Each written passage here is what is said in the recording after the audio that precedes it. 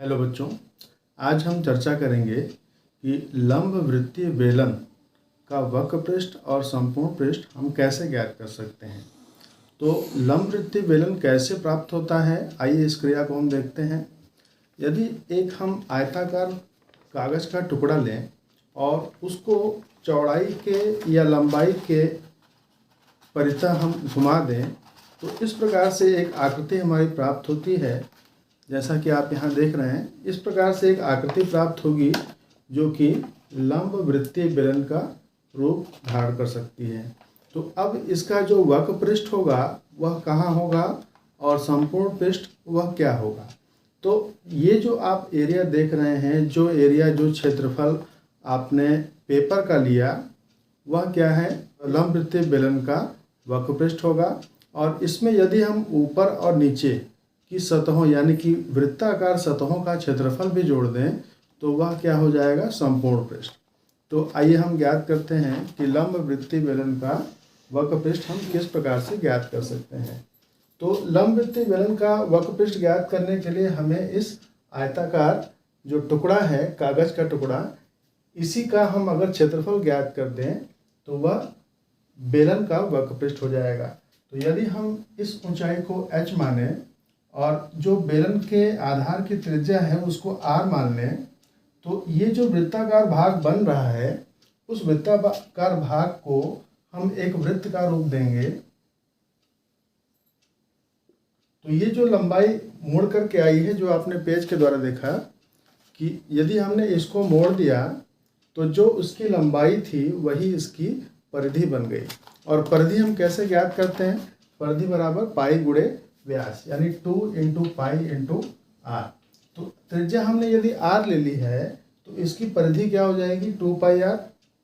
तो परिधि आपकी लंबाई हो गई, यानी यह लंबाई क्या मिली, 2 पाई इंटू आर, और चौड़ाई क्या हो गई, h।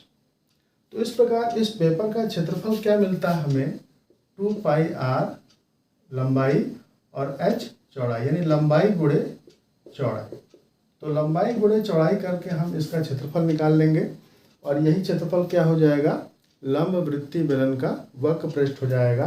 तो वक्र पृष्ठ के लिए सूत्र जो हमें मिलेगा ये हम लिख सकते हैं 2 पाई आर h, जहाँ r क्या है, आधार की त्रिज्या है, और h जो होगी वो बेलन की ऊंचाई होगी।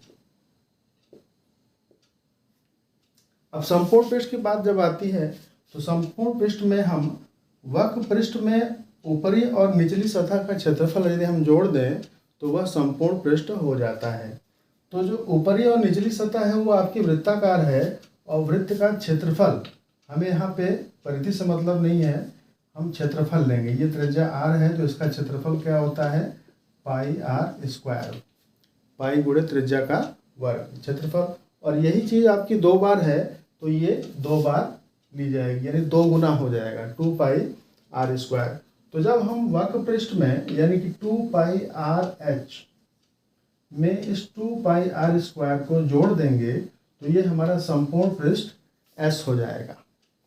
तो ये तो फॉर्मूला बन गया। अब इसको यदि हम कुछ कॉमन मिलता है, कुछ उभयनिष्ठ मिलता है और उभयनिष्ठ ले लें तो हमें उभयनिष्ठ क्या दिख रहा है, 2 पाई एंड r।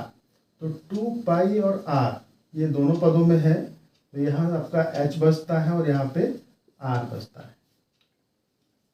तो इस प्रकार आपने देखा कि लंब वृत्तीय बेलन का वक्र पृष्ठ क्या होता है, 2 पाई आर h, और संपूर्ण पृष्ठ क्या होता है, 2 पाई आर गुणे r प्लस h, जहाँ h क्या है, बेलन की ऊंचाई है, और r क्या है, बेलन के आधार की त्रिज्या।